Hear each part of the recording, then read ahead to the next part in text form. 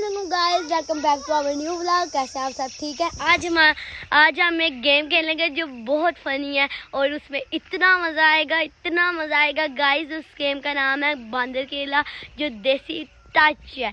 क्या आज हम उसमें मतलब क्या करना होता है, एक ना किला होता है, वो नीचे करके और उसके साथ रस्सी बांध के घूमना होता है। वो बारी एक बंदा दे रहा होता है और उसके इर्द गिर्द हमने अपनी सारी जूतियाँ रखनी है।